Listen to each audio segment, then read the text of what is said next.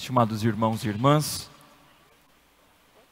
neste terceiro domingo do tempo comum, nós estamos dando continuidade à cena do domingo passado, onde João Batista apontou para o Senhor no Jordão e disse: eis o Cordeiro de Deus que tira o pecado do mundo, e ali Jesus foi batizado. Logo após o batismo, Jesus saiu do Jordão, a divisa da Jordânia com Israel, bem no sul de Israel. Jesus sai do Jordão, atravessa a Judeia e vai até a Galileia, aonde ele morava, Nazaré. Porém, Jesus não volta para a sua casa, porque a partir do seu batismo ele vai iniciar a vida pública. Então ele decide ir para Cafarnaum, que é uma cidade à beira do mar da Galileia. E ali Jesus fica na casa de Pedro, normalmente na casa de Simão Pedro, que nosso Senhor ficará durante toda ali a sua vida pública ao redor do mar da Galileia. E Jesus, a partir do seu batismo, durante 1 ano, ele não faz milagres.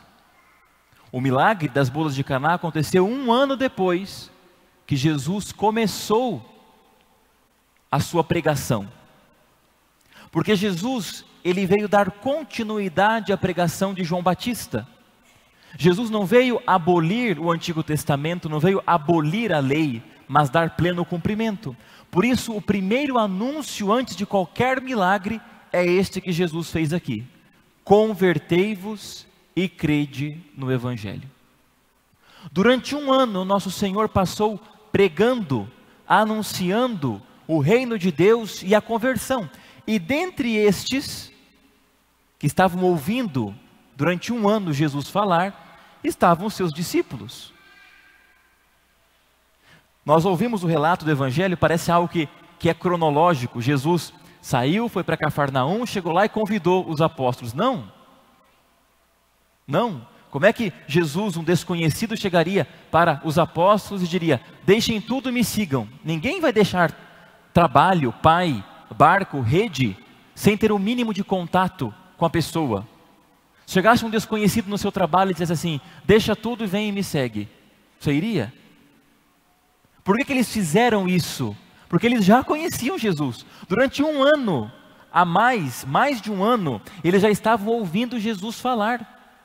1 ano até o milagre das bodas de Caná, e mais 1 ano depois, eles permaneceram com Jesus. E então, eles começaram a ouvir este Evangelho, esta boa notícia. É isso que significa em grego, Evangelho, boa notícia. E essa boa notícia, mas que ao mesmo tempo que é uma boa notícia, às vezes parece que é uma má notícia. Quem não tomar a sua cruz e me seguir, não é digno de mim. Quem não odiar a sua própria vida, quem quiser ganhar este mundo. Às vezes o Evangelho não é uma boa notícia, é uma má notícia, mas é uma má notícia para o homem velho que existe dentro de nós e que precisa de conversão. E essa conversão, ela não se dá de uma hora para outra. A nossa conversão a Jesus, ela demora às vezes a vida inteira. Até quando o padre jogar a terra em cima do nosso caixão, ali haverá terminado o nosso processo de conversão. Mas até lá, nós temos um caminho todo com Jesus. Convertei-vos e crede no Evangelho. Conversão. A conversão significa mudança de vida, mas antes de eu mudar de vida, eu tenho que mudar aqui, ó. A palavra em grego de conversão, metanoia, significa mudança de pensamento. Eu tenho que conformar a minha vida com o Evangelho. E tenho que me converter. E aqueles discípulos passaram anos ouvindo Jesus falar, para depois serem convidados a estar com Ele. Não foi de uma hora para outra. Por isso, a nossa vida cristã, toda a nossa vida, ela vai ser uma vida de conversão. Mas não uma conversão sozinhos. Uma conversão com Jesus.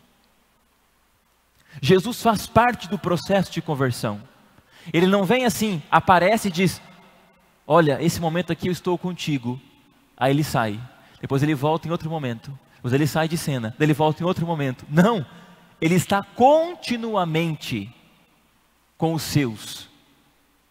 Ele está continuamente conosco, participando e nos conduzindo neste processo de conversão, que exige a mudança de vida.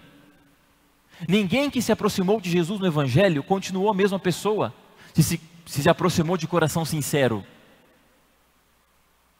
Mas Jesus exige mudança de vida. Não tem como continuar caminhando com Jesus e continuar na vida velha. Não tem, gente. Não tem. Maria Madalena se encontrou com Jesus e de prostituta se transformou numa mulher que caminhava com ele. Ela não continuou sendo prostituta. Os que se encontravam com ele mudavam de vida. Jesus exige conversão. Antes de milagre, antes de chamado, antes de qualquer coisa, ele exige dos seus discípulos mudança de vida. A predisposição de abandonar os pecados mortais, primeiramente os mortais, e aí começar a caminhar com ele. Esta conversão de vida, todos precisamos ter, com Jesus, com o Senhor. Esta região onde Jesus pregou, Cafarnaum, que nós ouvimos na primeira leitura e no Evangelho, território de Zabulon e Neftali, era uma região que lá no antigo Israel foi invadida e se transformou numa região pagã por muito tempo. Por isso que o profeta vai dizer, o povo que vivia nas trevas viu uma grande luz. Jesus foi primeiro para aquela região, a região dos pagãos, dos que precisavam ouvir o Evangelho. E nós, meus irmãos, hoje somos agraciados porque nós temos o Evangelho, nós temos Jesus que nos ilumina, que é a verdade, que nos dá a direção, nos dá o tino da nossa vida. Agora, para ouvir o seu seguimento, para ouvir o segue-me de Jesus, para deixar tudo e seguir Jesus, seja para ser padre, seja para se casar, seja para qualquer vocação, precisa-se de conversão. A predisposição mínima de abandonar tudo e seguir Jesus. Não tem como ser padre, casado, religioso, religiosa, sem estar em processo de conversão. Não coaduna uma vida de pecado com a vida de Jesus. Não existe isso. E o mundo hoje, ele quer juntar essas duas coisas. Ele quer unir. Não, Jesus te aceita do jeito que você é, não tem problema. Você não precisa mudar de vida. Jesus te acolhe. Jesus te ama do jeito que você é. Não tem problema, não precisa mudar, não tem esforço nenhum. Não existe isso. Não existe. Jesus acolhe a todos, sim, mas os que permanecem com Ele são aqueles que querem mudar de vida. Os que não querem mudar de vida, vão embora. Esta é a verdade. Esta é a verdade. Nós transformamos hoje Deus, que chama, que acolhe, como se Deus não se importasse com o nosso pecado, com a nossa vida errada, com os nossos pecados pessoais, sociais. Claro que se importa. Tanto que se importa que esses pecados o ofendem e o levaram a morrer na cruz. Claro que se importa. E nós precisamos aprender a abandoná-los de uma vez por todas e começar o nosso processo de conversão. E depois o nosso seguimento fiel a Jesus como seus discípulos. Peçamos ao Senhor nessa Santa Missa que nos dê a graça de uma profunda e sincera conversão todos os dias da nossa vida, até o último dia que nós estejamos nos convertendo, abandonando os pecados, buscando as virtudes, deixando os vícios, buscando ser pessoas cada vez melhores, cristãos melhores, se inspirando nos santos, que são os nossos luzeiros, aqueles que realmente deram certo, que abandonaram o pecado, se converteram e seguiram Jesus. Os santos são o nosso maior exemplo, como São Sebastião, que celebramos a sua festa sexta-feira passada. Esses são os nossos exemplos que temos que seguir. Não é atriz, Não é ator, não é fulano de tal, não é Beltrano.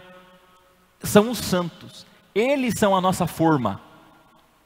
Nós temos que olhar para eles e querer ser como eles, que deram certo, alcançaram o céu. Eles são o nosso tino. Peçamos a intercessão de São Sebastião, que já alcançou a glória do céu, que interceda por nós, pela conversão da nossa vida. Louvado seja nosso Senhor Jesus Cristo. Para sempre.